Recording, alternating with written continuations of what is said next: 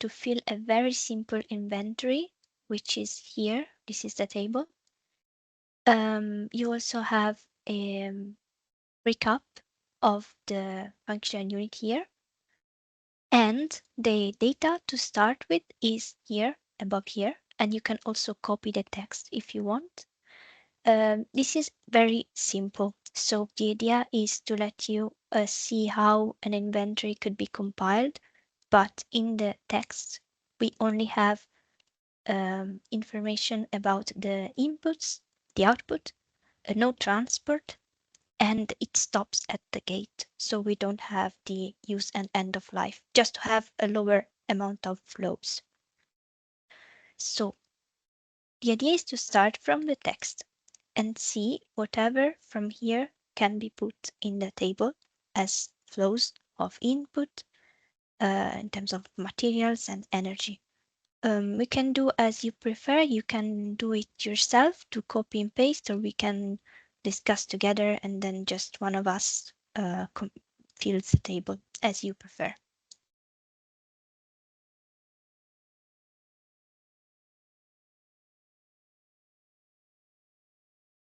Oh, wait, let me do something. I will just do a copy of this and I will put it in the group too if it lets me.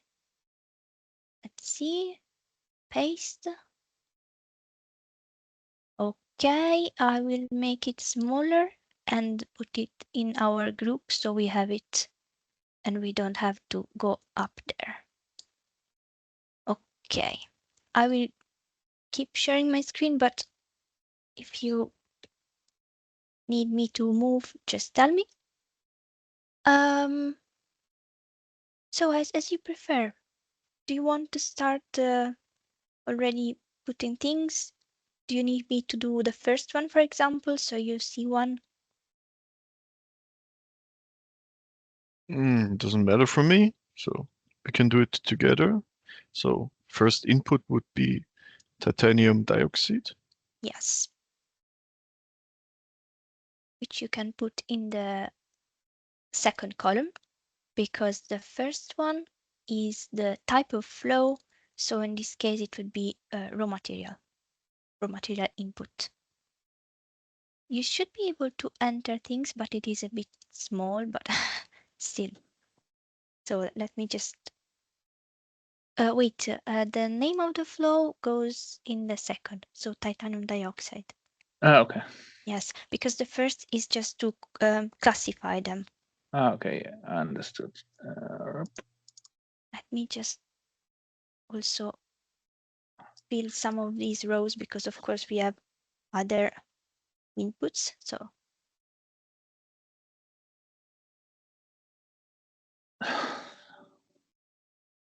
Good. First one, titanium dioxide. Do we know the quantity? Quantity. 250. 0.25 kilograms. yes. Now one of the things that Per liter. Per liter, yes, exactly. So that's one of the things that that is important when filling an inventory. First, you have to see the amount the data is referred to, which might be different from the amounts that will be needed later on in the reference flow and functional unit. So for example, this information is provided for 1 liter of paint, but you will see going on that some information is not, and you will have to convert it so that everything is at the same of the same unit.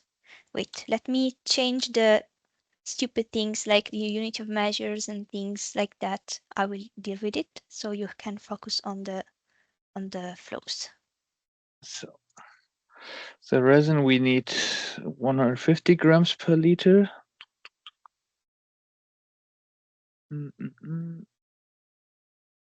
Yes. Then we have water. Water.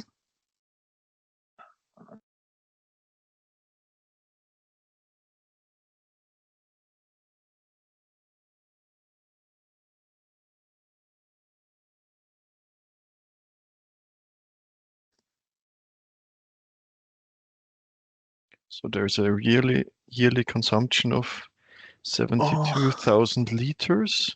Mm-hmm.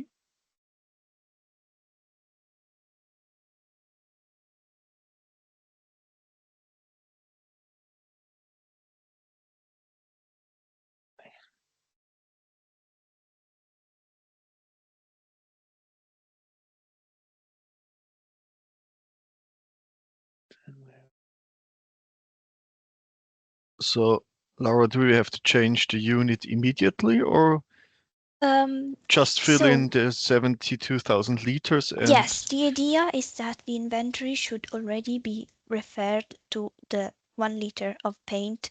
So all the flows are referred to the same output amount, which means that you have to do the calculation. But of course, I can do it for you if you need. But yes, it is based on the yearly consumption of water and on the yearly productivity of paint.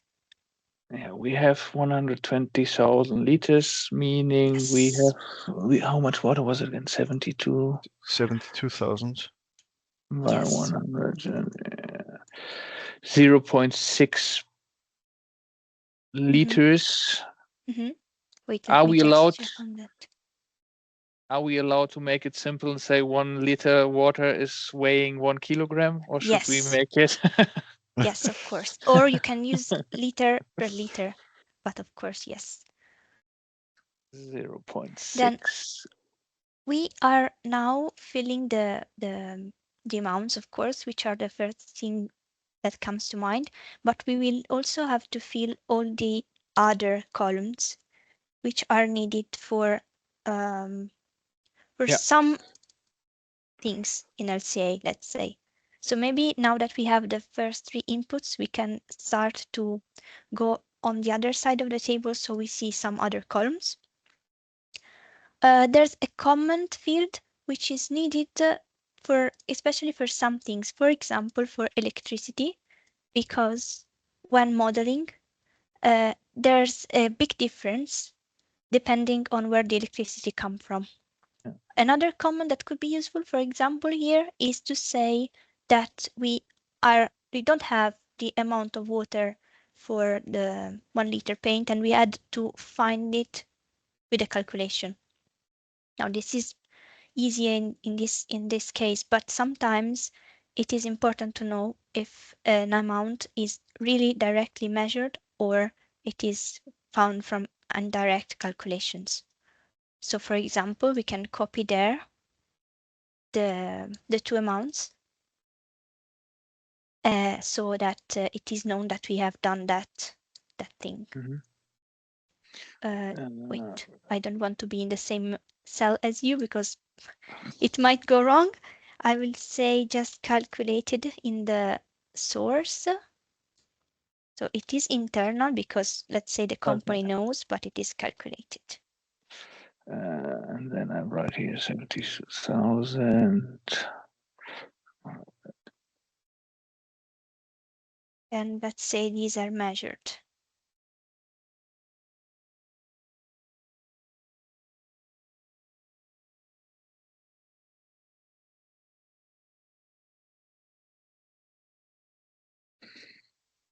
Okay. Then the reference years for the data, again, this is maybe trivial here, but sometimes one might have some data that comes from past measures and you assume it hasn't changed, but you haven't actually measured again. Or it could be really old data. And so it might be interesting because it is an evaluation of quality. So right here we have, let's say 2025, unless specified in the text, but these 3 are 2025 because we assume we have measured right now the things. And then the geographic coverage. Now this is important for 2 main things. One is transport, if included in the inventory. The other is the modeling, because when we model, we can choose the country of production of the secondary datasets we use for the impacts of the raw materials, and this has an effect on the impacts. Another thing is that the geographic coverage is very important for social eLCA if you use the data sets and the database, the predefined one, because again, the country changes the social impacts. Let's just think about something that is produced in Europe or in China or in India, and maybe they don't have the same social risks. Where's our company located? Is it Germany. mentioned somewhere? There is an information in the text, yes, and water here it is assumed to be taken directly from the pipelines. There, no, yeah. Here as well.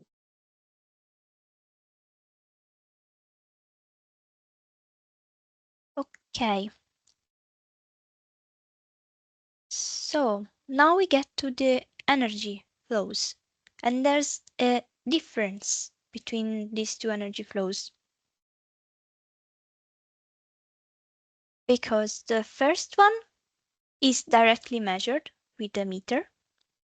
So this is a very good data point because it is experimental. For the other one, we don't have the measure, but we know how long the step lasts and the nominal power of the mill, which is the second step for the paint preparation.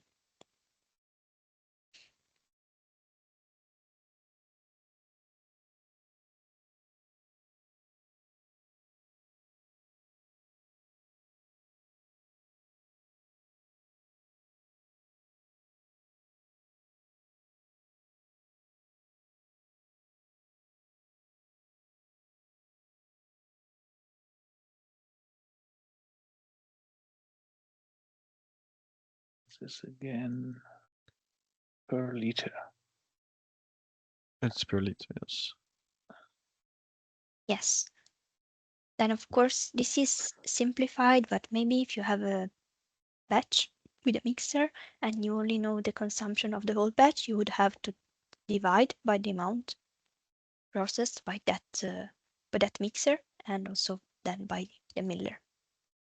But okay, as the unit of measure, it is correct to use the kilowatt hours per liter because yes, because maybe it's joule and then it would be different. So no, usually it's kilowatt hours, but it's better to define I will that. change. Kilowatt hours.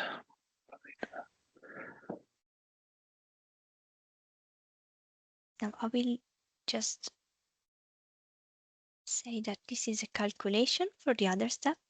So we feel more cells. So then it's also necessary. What country should we fill in? The country is important, and there's also one comment to add. I will wait after we have both the energy flows. I will tell you. Because it should be a mixture between France and Germany, isn't it? The company is in Germany. So the processing is in Germany and the electricity is the German one. But there is also another important thing that that must be included, which is the origin of the electricity. Because if you look lower in the text, there is an information about where the company takes electric energy. And this makes a lot of difference in the impacts, because if you use your own solar plant, then in the eLCA model, the electricity will be modeled with the solar plants. If you use energy from the grid and you don't have any certificates of origin, you will get the mix of the country. But if you buy from the grid, but you buy electricity that is certified renewable, Then you have the renewable mix of the country, and all of these have different impacts. So this is important to note in the inventories.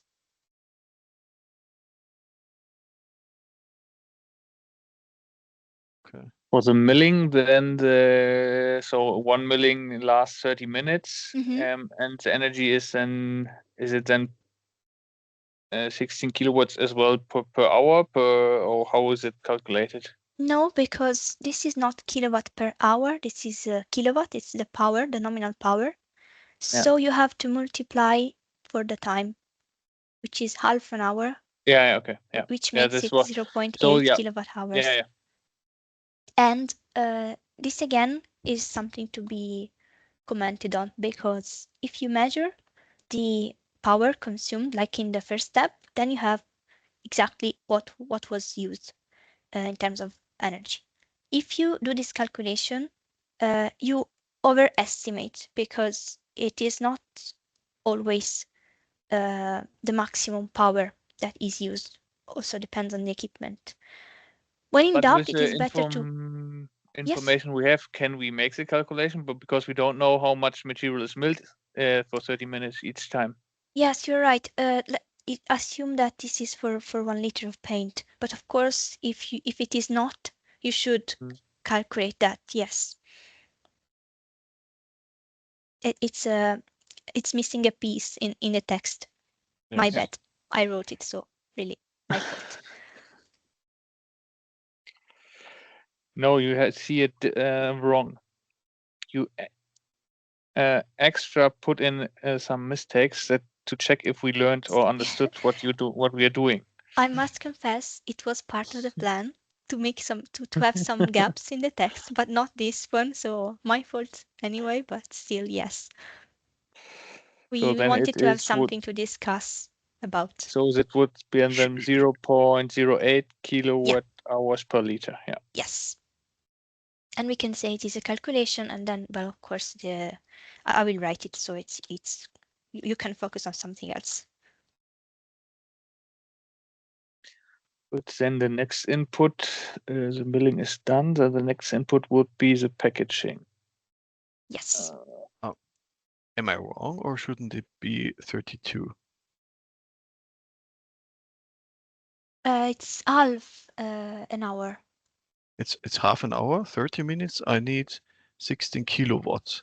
This means if I have 2 liters of paint in 60 minutes, I need 32 kilowatts per hour. No, I understand, but no, it is not.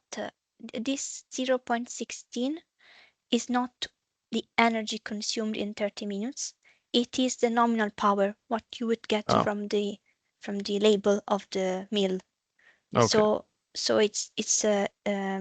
it is not related to the time. You have to multiply to go from kilowatt to kilowatt hours. You have to multiply by the number of hours.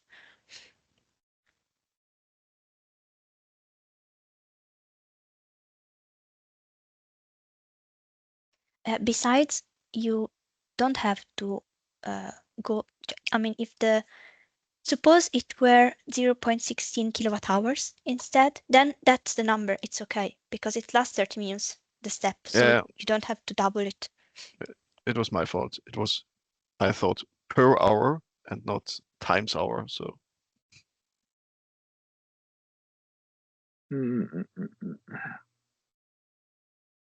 Okay, let me wait. Let me help again a bit, so we make the last flows, and then we discuss, because we have things to discuss afterwards. And we have 30 minutes. I don't know when we started, but let's make the discussion longer. So I will just fill the easy parts.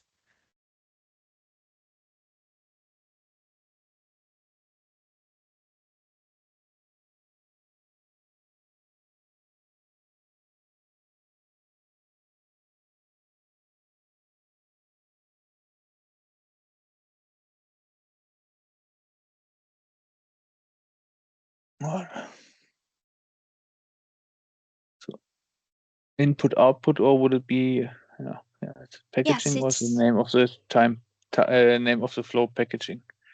Yes, Or it's do we okay. It's okay if you only say packaging, or you can say packaging and then say input. As long as everyone understands, it's okay. tin bucket? And also, I can't. Oh, come on. It is also a good idea to add the paint as output. So you also have the real output in the table. So it's explicit. Let's say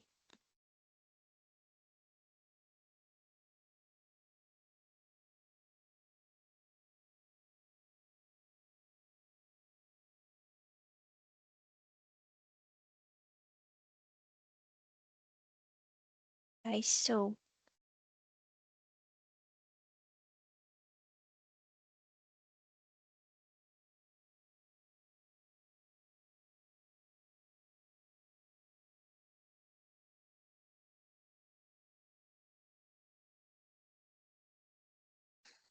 where is it writing?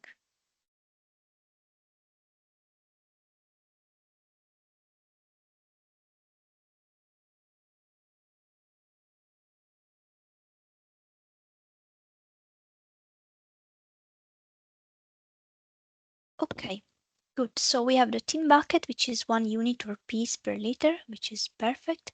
And then we also have to calculate the waste because we don't have the amount. We have a percentage based on the paint mass produced. And we assume that also paint A has a density of 1 because it is mainly water. So here it is. Should be 50 grams, or? Exactly. And I added in the source that this is a calculation based on an estimate. Let's say estimate percent. If it let me. Okay. So this is again important because it means that it has somewhat of a lower quality, this data, but again, it's waste. It's not really the main thing. There's one thing that we are missing for waste though. Where does it go? Because it's different if we I don't know, recycle it internally, go for incineration, go for landfill, and it says it goes to a hazardous waste facility. So we have to say this because it is important, and I will write it in the comments.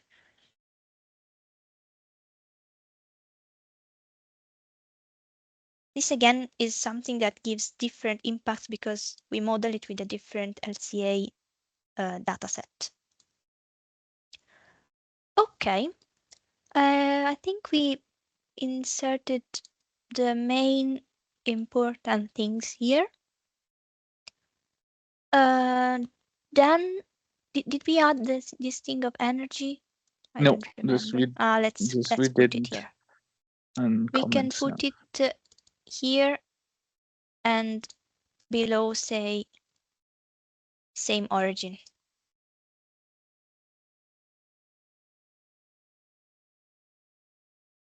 Okay. So we have some final questions. First thing is we have data and we have it for 1 liter of paint, but then not you if you compile the data, but us if we do the LCA model, we have to connect it to the functional unit, which is why the functional unit must be defined with the people that provide the data. So we have 1 liter of paint here. Let's see the relation with the functional unit. Sorry, here we have it. So for A, we need 1 liter per square meter. Yes. So, and for paint P, we need 1.5. Yes, but the reference flow is not 1 liter and 1.5, it's 2 and 3 liters, because our main functional unit also considers if you have to do a double coat and how long the coating lasts. So A has 2 coats, so not 1 liter, but 2 liters. and you have to apply it once in 10 years. So this would be it. We have all data for 1 liter, but then the LCA model will be referred to 2 liters. Then we have to discuss a bit what could change in this inventory if we switch to paint B, which is solvent based. Of course, we don't have the process for paint B, but let's assume it is about the same, which is not obvious really. It might change, but apart from that, what could be the changes? Of course, the solvent itself as a raw material. Then we have emissions from the solvent to the air, potentially. Right, yes. Yeah, and then the values need to be checked if they are correct or not. Yes. So maybe also if you have the transport, then there would be also the transport for the solvent, because here we are taking water and on the other side we have to buy it. The direct emissions are very important because many times they are omitted, but we should consider them. And you should also consider, ideally, if the plant has a system to collect and abate the emissions, because also this should be considered. Then there's one other thing that in all these examples, we don't say what solvent we are talking about, but changing the organic solvent changes the impacts. Some are better than others, of course, which is quite important. Even comparing 2 paints, both solvent-based, but with 2 different solvents, there's a difference in sustainability. And there's also one other thing, that when we model, we have to choose the dataset to model it. And there are differences, of course, in the impact. Even if you take, let's say you have a solvent that we can't model because we don't have the exact dataset, then we have to use a proxy or try to create ourselves a model, and this has an effect. For some solvents, it depends on where they are produced and how, because let's say ethanol. Ethanol is easy for as an example. It can be produced with different processes.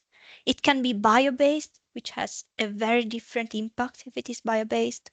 So there are all things that they are part of the model. So in part it is our responsibility. But we need to know, for example, if a solvent is bio-based, because it has an impact and we have to know it from the producers. Okay, then the inventory and functioning for paint B, we have talked about it a bit, and also on the consequences. Because for B we have the 3 liters reference flow, but we can collect the data for 1 liter again and then convert it. What else? Now here we don't have the transports, but if we consider them, first, one easy mistake could be to consider the transport from a reseller to the production facility, but this is not the best because the raw material could be produced in another country and have a different model needed and a higher distance for transport. Let's Laura, see. Yes. I have a question to the inventory. Yes. Would it be right then for paint A to do the unit, for example, kilogram per 2 liter, and do that inventory for every other paint you want to compare? So you have done for 3 comparisons, you have 3 tables. Or is it one table where you define, oh, that's for process A, that's for process B? I don't know if I understand, but the idea is that inventory is compiled by the manufacturers, and so it should have a unit that is somewhat convenient for them. For example, if you have a production process of 500 liters and you have all the data ready for 500 liters, you can make an inventory for 500 liters as long as you say it somewhere. So And it then doesn't have to match with the functional unit. it doesn't have to match right away because we can match it afterwards. The most important thing is that all the flows are referred to the same amount. Okay. Because so you have a coherent inventory, and then you can convert it afterwards. So it really depends. It is a bit also on what is more convenient. And if you want to compare, for example, 3 products, then you have 3 inventories from 3 different companies if the paints are produced by 3 different companies. Okay. And they may be inventories for different amounts. And it's okay as long as we know how to convert it to the functional unit, which is the very important part, to define the functional unit depending on the properties. So everything can be compared fairly based on the properties. Like for example, let's say in the flame retardants and foams, we need to know how much flame retardant is in the foam and also the properties, so that we can also have the inventories for the flame retardants from the flame retardant producers, and then insert the correct amount in the foam, in the model, Okay. I mean, the LC model.